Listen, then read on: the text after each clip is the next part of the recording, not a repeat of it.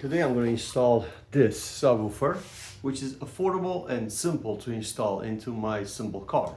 You got all accessories that you need. Let's get into it. So before you install it, let me show you how easy it is. So if you have the right car, right, with a subwoofer output, right, all you need to do is just feed these two connections. You're going to need to feed power into it, and you're going to need to feed a control wire, which is going to turn it on and off, and then you're going to have your volume somewhere. This one fits under the seat. So luckily, I have that type of a setup. This is a Toto, and it has a subwoofer output. And there it is, clearly labeled subwoofer output.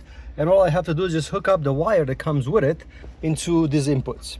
Put the key in, and the subwoofer came on. There it is, it's working. Okay, so it is installed. But because of copyright policies, I cannot play your music. But here's the thing.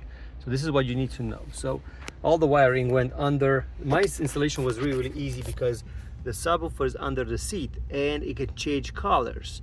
So it has a color system where if you put it behind, you know, like your trunk or somewhere in the car where you could see it, it looks really nice. But it is sold under the seat.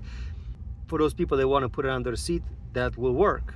The wiring is pretty easy, especially for my case, because I had two wires coming in from the subwoofer. My stereo has a subwoofer system, and then I had the power cable coming in. You got the fuse, you got the cables, you got everything you need to be able to hook it up.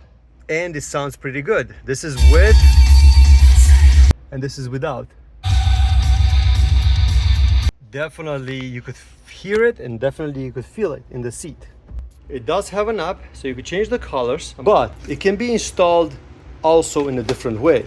So you can see there's like an extra wiring kit over here. It's specifically designed for those people that don't have a subwoofer output for their stereo. Then you could hook up this to your input, this to your output, and then you will have the subwoofer filtering system here. And then you will be able to feed the subwoofer directly from this one. So it is designed to work with all kinds of cars, all kinds of older stereos and newer stereos. Well, who is it for? If you have a car, you know, basic car like I do over there, it works really well. It works with a bigger car, and it has really good bass. Depends on what kind of music you play.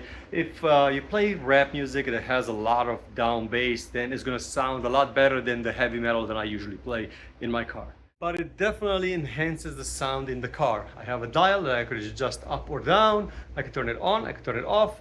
It is perfect.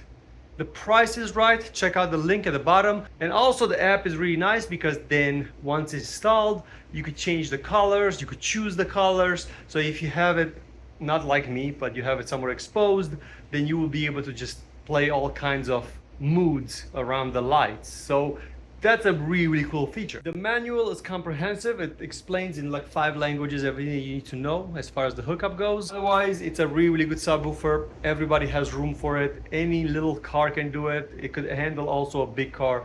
I think it's a great thing to have. I'm happy I got it. Now I finally have bass. I was always jealous that my work van had better bass than this thing.